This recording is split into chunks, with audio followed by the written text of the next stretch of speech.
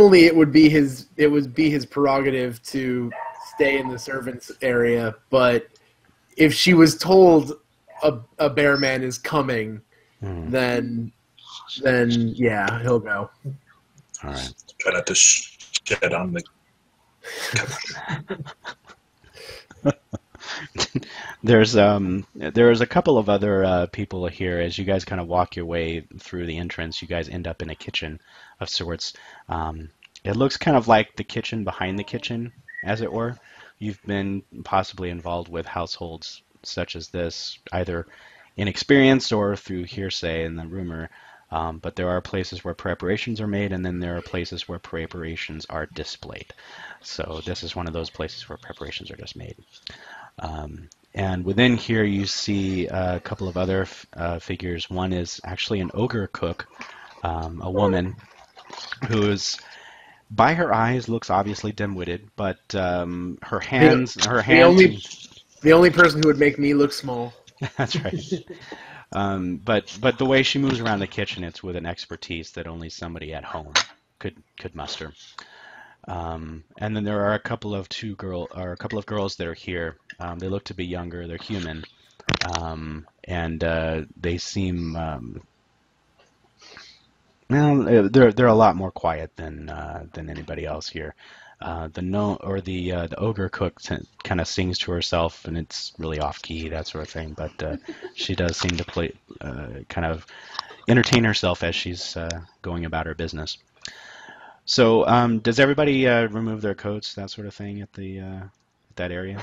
Yes. Dove's not. Well, no, Dove is wearing one. Yeah, he will. Okay. All right. So, and then Dr. Loom, you do as well. He does. And he kind of leans over to Dove and says, "Take a look at that handsome woman cook.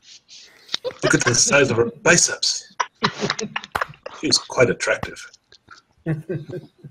One of the little 15-year-old servants kind of giggles to herself, and then the other girl like silences her. Dove can't resist. He goes, "Well, my friend, go say hello." Do you think it would be appropriate? I think it would be most appropriate. Miranda looks at both of them. No, it is not appropriate at all. This could be my one chance. No, wait. At that point, Dove actually says to Miranda in Russian, he says, "What are you doing? This is hilarious." What are you saying? And she responds, "Hilarious, yes, but we are here on business, not for frivolity." And Dove, Never mind. I'm too flustered. The two little teenage girls that are there looks like they were actually working on wiping the counters and that sort of thing. They're kind of like giggling to each other and whispering in hushed tones. So you guys, Caroline is, or I'm sorry, the woman that brought you in, her name is Carolyn, is waiting at a doorway beyond the kitchen for all of you to move forward, and so she kind of, this way, please. So she leads you guys. As we're walking down the hall, I whisper to Dove in Russian, "He can always come back and visit later." And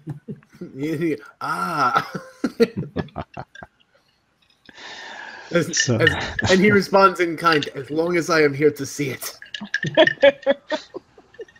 So as you guys are coming, you guys go in, and you actually have to go up a small flight of stairs. It's like a half set of stairs that lead you into a long hallway.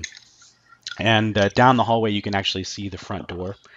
And there's a dwarf that's waiting in the hallway, again with that meticulous beard and dressed to the nines. He's even got the butler jacket with the long tails behind him and everything. Dwarven size, of course. But he sees Carolyn and just basically goes, "Go ahead, you can go." And she curtsies and curtsies to the dwarf, I should say, the dwarf butler, to be more specific. Curtsies to him and turns to leave. So the dwarf kind of, motions you forward, and as Carolyn moves to leave, she says, "I leave you in the capable hands of Mr. Straub. He will see you to the drawing room." And so um, the dwarf motions you forward. Yes, this way, please. So assuming you all follow, Oh. as he points you into a double set of doors. He slides one of them open, or actually both of them.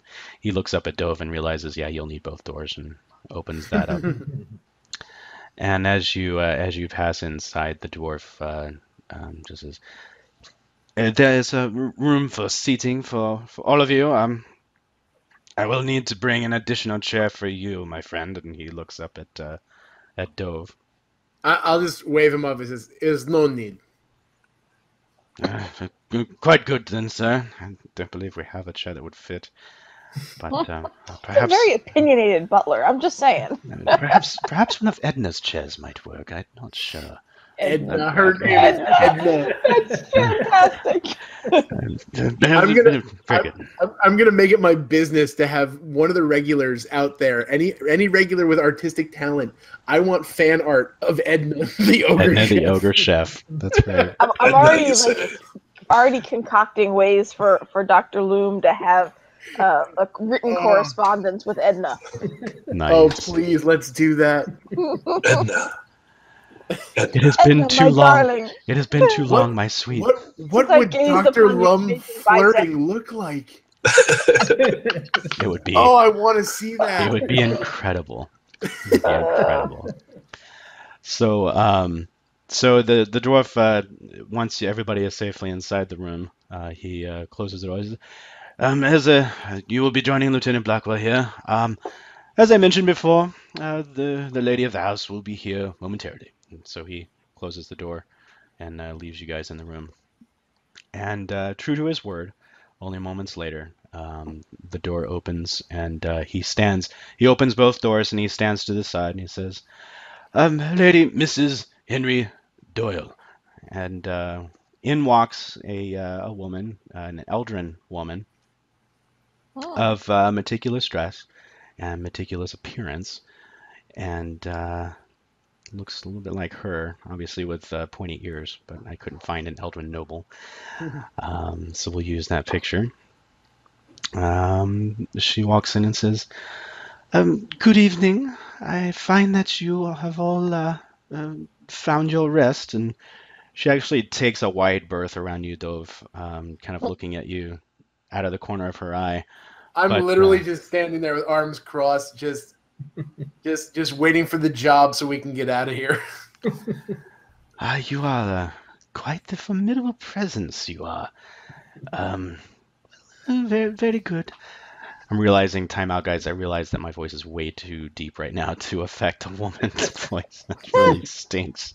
The one time that a man is not wanting to have a deep voice, right? So she enters the room.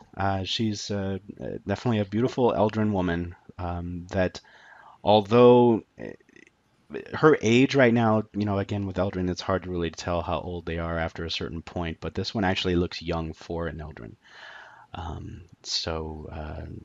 Could be it could be like her coming out party may have been yesterday, but she carries herself with authority and not the unsurety of somebody so young in appearance. She bids Mr. Straub to fetch Carolyn to bring in refreshments, and she looks to the others. Any refreshments that you require? Whatever you have is acceptable. Thank you, madam. Very good. She waits to see if anybody else responds. No, thank you, madam. No. All right, very well, and she looks to Dove briefly.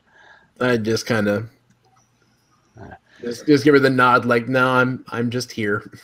So the servant that had bade you in through the servant's entrance comes in, and she says, "Caroline, bring us tea and biscuits and perhaps a bit of cooled, chilled wine.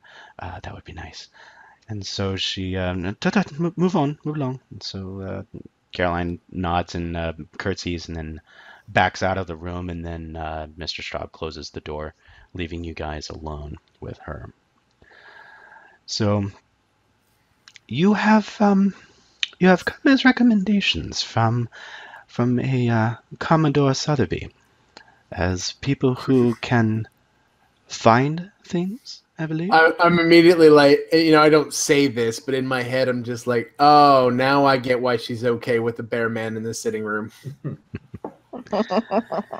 I must admit that some of the things that I have heard have been quite generous in their report, but I find that there is little in the way of exaggeration, judging by what I have heard. I have also met one of your other a group, I guess it would be the term. I don't know what to. Are you adventurers of some sort? I don't know. But I have met the Monsieur Giraud. Of course you have. Associates, yes. Ah, yes. Quite a pleasant fellow. He. I don't know if that's going to be a good thing or a bad thing that she's met him. We shall find out. Quite a pleasant fellow. Quite tactical, as it were. Tactical. But yes, he was in a position to confirm some of the rumors that I have heard. Of course, these are things that have been passed along by my husband, who has conducted business with the museum on occasion. But I bring you here for something unique that perhaps you have not sought out in the past. And she actually brings a handkerchief out from her sleeve, and she dabs at her left eye briefly. And at about that moment, the doors open, and she looks over, and there's almost kind of like a vexation in her eyes, like she's completely annoyed that somebody else is coming in here. And she sees Caroline, and she schools her features back to kind of like that placid face that she had, the serene face, I should say. And so Caroline brings in a silvered tray that she sets down on the table. You can see that over in the fireplace there. There's a small table that she can set that at. Will there be anything else, madam? And Mrs. Doyle says, no, carry on, please. And so, very good, ma'am, very good. And so she bows and scrapes and moves her way out, and the doors close again. And it seems that the ever-present Mr. Straub is there to close them. Now, as I was saying, this is something that must remain private. I must have your absolute discretion in this matter. This is a promise that I have already obtained from Monsieur Giraud, but I must obtain from you as well. Do I have your absolute promise for privacy in this matter? Madam, you can be assured of our discretion. Very good. She looks to Lieutenant Blackwell pointedly. Most assuredly, madam. Very good then. I need you and your cadre to find my children. Your children? Yes. Not 2 days hence. My children were not in their rooms at the morning. Caroline is normally very astute and timely with their wakings for their lessons in the mornings, but on this time they were not in their beds. Now my children are the treasure of my heart, and although my husband is not here to bespeak these same things, he would say the same as well. How old are your children, madam? They are merely younglings. One is Henrietta. She is 15, and Michael, he is 13. So for for an Eldrin, is that That's actually teenager, super young. or is that like baby still? Like we're talking like, what does that mean for Eldrin age? That's extreme youth. It's like, it's not toddlers. I mean, they Right, have but like they're a certain. Still children, Yeah, not exactly. even They like haven't hit adults. adolescence yet. No. They'd probably look like teenagers, but to an Eldrin, it's basically a slightly older than a toddler. Okay. All right. I just wanted some clarity there. So these are relatively helpless children, is what we're saying. Well, I'd go as far as saying that they're kind of like 11 and 10-year-olds. Okay. So they're but smart enough to yes. get into trouble, Right. or crazy, or astute enough to get into trouble, but not smart enough to get themselves out of it. Right. Okay. Kind of thing. Yeah, I have So- all sorts of questions, but I wouldn't necessarily be the one to be speaking first. So I would offer my condolences to her. So Mrs. Doyle, you have our sincerest sympathies for your missing children, and I would ask her, do you know of anyone that would benefit or care to do you harm or your family harm? Heavens, no! They're just children. I don't know. I mean, And it's do you just think, so unlike them to. Do you think that they disappeared from your home of their own accord, or through some nefarious purpose? Oh, and, most assuredly, they would not have left on their own accord. They are good children. They are well behaved. They are the treasure of my heart. I can't possibly imagine that they would actually leave. Of course, this would be nefarious of some kind of purpose. And she starts getting a little bit of a frantic tone in her in her voice. So Dove's gonna say, perhaps it is not the children that has the enemy. Perhaps maybe it is your husband. I can't possibly say. He is a well-respected businessman who has made his fortune by his cunning and his willingness to support his family. And Immediately you start thinking. And the backs of the labor force that is dwelling outside, I'm sure. Okay, if Miranda is near Dove, she's gonna kick him under the table. She you can see kind of a flare of anger kind of drift across her eyes, but that the storm passes and it's back to serenity. Dove doesn't like nobles. It plays out. It's fine. It's one of those things you see the thought bubble come up and it says, Mrs. Henry Doyle will remember this. Yeah. Kind of pops up. Mrs. Doyle, did you perhaps find any clues as to any information that you have that you could share with us would be helpful? Well, I'm sure that I am not quite the person capable of doing such things or being able to perceive such things, and it's precisely why I've acquired your services. Is to have you notified the police? Heavens, no! She that comes out quick, okay, she's just absolutely not. Jeff, this is when Dove is gonna politely, as literally use the word politely because he doesn't mean any of it, but he also understands his place. He's going to politely excuse himself and head downstairs.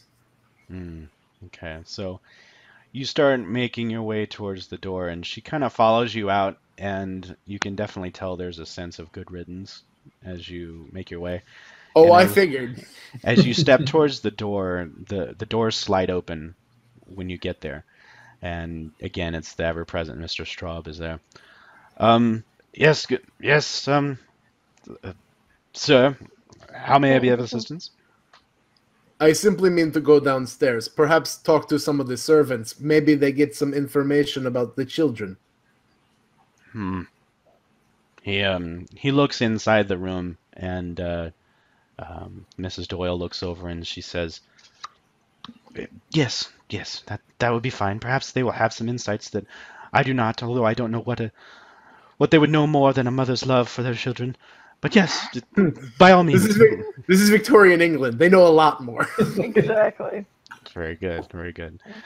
All right, so he closes the door and behind you and him, and he closing the drawing room off, and he just kind of gestures down the hallway. You know the way. And he just kind of stands there and waits by the door. Yeah, I make my way downstairs. All right. So he's making his way there. Well, what else is going on? So inside the room, we're back inside with Mrs. Doyle. Mrs. Doyle, do you, your husband, or anyone in your employ practice magic? Well, I am. There are certain black spells in which young children would be a necessary component. Oh, jeez. Good gracious me! She like you actually see her swoon, literally swoon right then and there. And she's like, And you thought Dove was giving her a hard time. oh, good gracious me! Don't say such things. I have some skills in the arcane arts, yes, but good gracious me, but Albin, how do you even think that you would say such a thing? I don't know. Perhaps So I then was you wrong in deny it. hiring. So if we're gonna do the speech bubble for her, then we need the speech bubble for what Dr. Loom did not just say. That's right. She will remember this in horror. But you said something at the end there, Dr. Loom. What'd you say? So then you deny that that could be a possibility. I most assuredly do. Although, goodness gracious, do you think that could be a possibility? Oh my.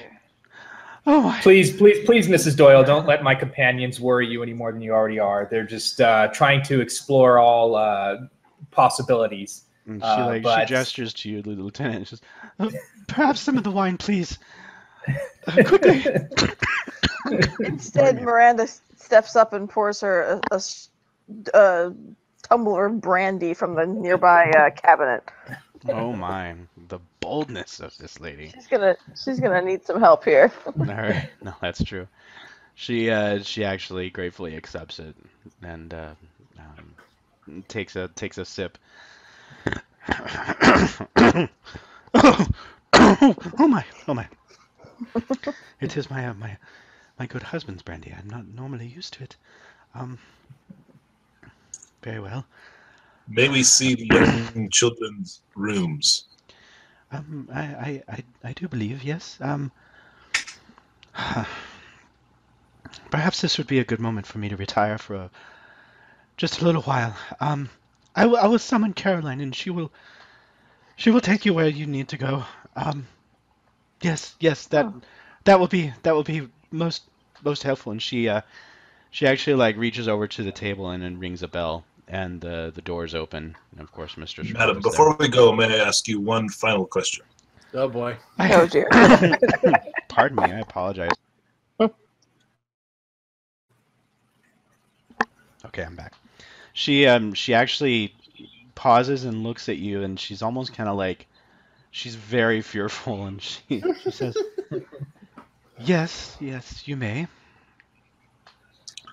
Edna, the comely cook in your kitchen, is She like is totally perplexed. for by lack of a better word, is she taken? She is my employee. She's my servant. Why? Do you wish I mean, to in hire the her for romantic some sense, form madam. of catering? That's what you want to call it. Some form. I was seeking to inquire who I may ask for permission to court her. Oh, that's amazing. I love everything that's happening right now.